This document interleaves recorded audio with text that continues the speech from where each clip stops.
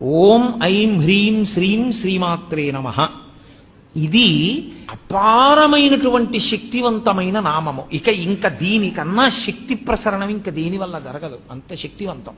ఈ శక్తిని ఎందుకు తీసుకొస్తారంటే ఈ బీజాక్షరాలతోటి ఓం అంటే ప్రణవం.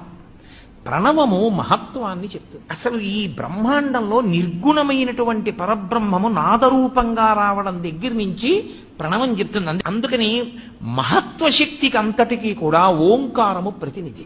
అలాగే ఐం ఇది కవిత్వ శక్తికి ప్రతినిధి. అలాగే పటుత్వం కలగాలి అంటే హ్రీం.